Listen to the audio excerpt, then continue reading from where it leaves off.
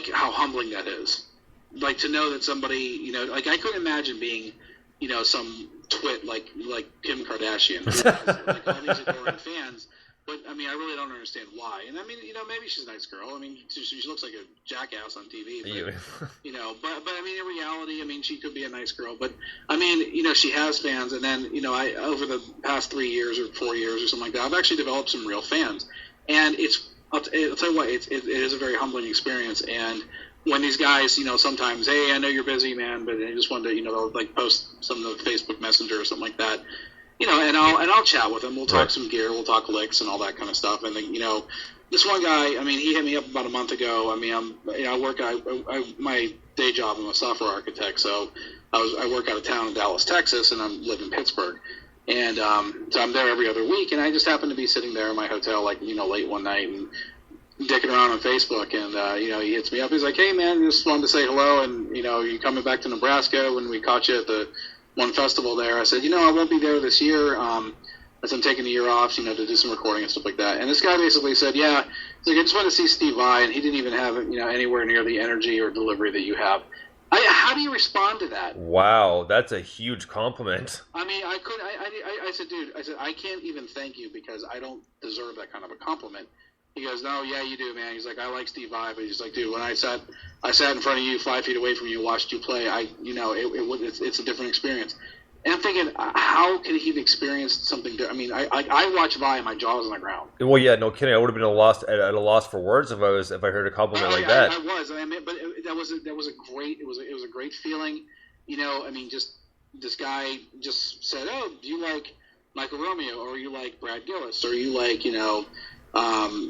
Dave Murray from Maiden, or you like Dave Navarro from Jane's Addiction or whatever. Right. Well, I like this guy Xander Demos. I mean, he's kind of guitar player I really like or whatever. And it strikes up a conversation, and someone's like, oh, let me check him out. And they're like, oh, okay. He sounds like a shredder, but his songs got kind of a hook to him, and then it becomes like what they call viral. I know it's kind of a cheesy, tacky, overused term, but I mean, it does work in that context. And I'm like I said, very humbled by that.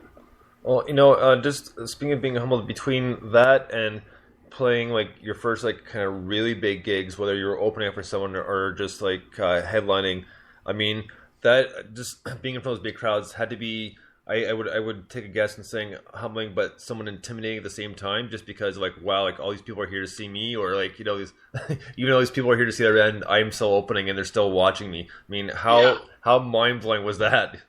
Yeah, it was great. I mean, the best was basically one of my last gigs I did with the last version of the solo band I had.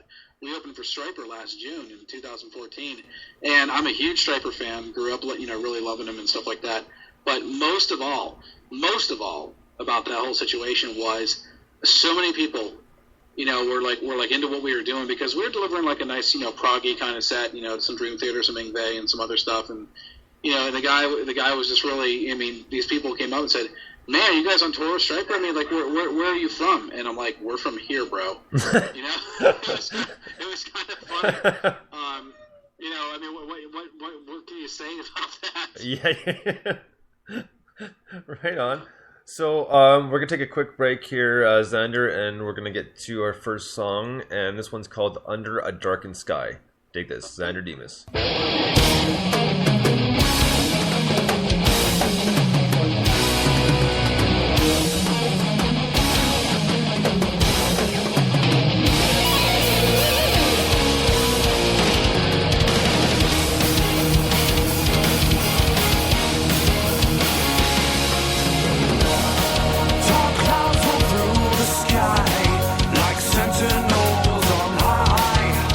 Moonlight guides the trail we blaze through mystic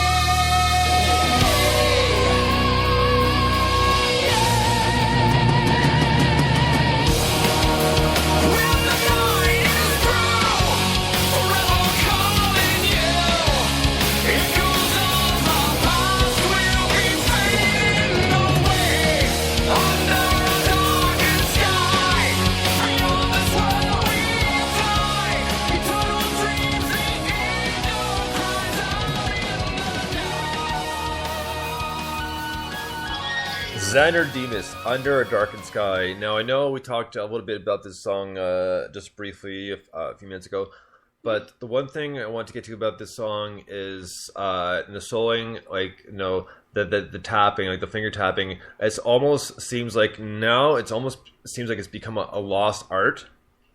Yeah. Where I don't like the pigeonhole, but it seems like some of the guitars are getting a little bit lazy. Right. Yeah. No, I mean, there's a possibility in that. Yeah.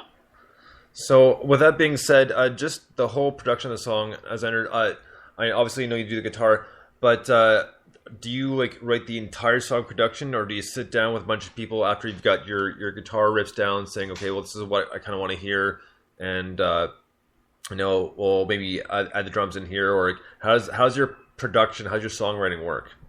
It works pretty much in the way the latter way you said it.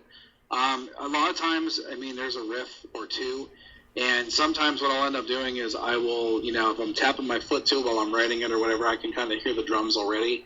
And, you know, a lot of the digital tools and a lot of these things that are out there these days, man, I mean, they just have all of this, you know, all this ability to do production yourself, and you really can kind of, you know, be your own creative monster. But what I found to be it's great to have, you know, people to bounce ideas off of, because you can really come up with some incredible ideas. But at the same time, if you are, you know, noodling, you know, and you might hear a harmony, you might hear this one melody that, you know, is just like a single note or something like that. There's all kinds of ways to go with this. I mean, it really is. And a lot of times, you know, you can let your mind wander, and I usually do. Like I will hear a song completed in my head, and you know, I don't know if that's like a blessing or a curse. It's kind of it's a tough call. Now, since you're on the road a lot because of your regular job, are you constantly like just recording stuff when you got a free minute and putting stuff down, then kind of piecing together later? Yeah, I usually do that. Yep. So that being said, have there been any songs where you kind of just like, I know what, like you just said, you know, you can picture the song, the entire song in your head right away. Has that happened quite a bit? Has that happened for a bunch of songs and kind of made it easier on yourself? Like, yeah, I mean, that is fair to say that for sure. Right. So it's always curiosity to me of how the songwriting production goes, because obviously everybody's different. Everybody has their own methods and how and what works for them. So it's always curious to me. Now, with that, once you hit the studio and start recording, do you kind of sometimes make some last minute changes, like whether it be like a riff or vocal or that sort of thing? Yeah, that happens quite a bit too. I mean, because what ends up happening is you're like, once, you know, it's, this sounded better in my head, or it sounded different in my head, and when you hear it, sometimes it opens up, you know, a lot more doors, and sometimes it closes a few of those. So I mean, you have to be careful. You can go in all hell bent, you know, and saying, I'm going to go ahead and do this, you know, this song exactly the way, you know, this is, or exactly the way I hear it in my head. But more times than not, or more often than not, you get in there, you might say, you know what, this sounds a little bit more empty. I need to add some keyboards, or I need to change up the bass line or something like that. I mean, there's all kinds of things that you know, that do happen. But I do tend to hear certain things in my head. And I'm kind of one of those dorks that if I'm not listening to the radio in the car and I wrote a riff, I actually end up humming along with stuff, and you know, I mean, just like kind of singing it, you know, aloud in the car, and you know, thanking God no one can hear me. Yeah. Just like having the windows down and singing horribly at a stoplight, right? Exactly. Yes. So with all the songwriting you've done and all the playing you've done, do you ever find that there's sometimes when you're writing a tune or the tune's finished and you listen to it over, whether you're playing it off your recordings or kind of let's say working it through your head, do you ever find that there are some similarities that are just too similar and you think like, no, I gotta switch this because this is too much like the last song and I want to change it, so it gives a... Oh yeah, absolutely. I mean, there's times of that, but you know what, the Guitarcadia doesn't really suffer from that, to be honest with you.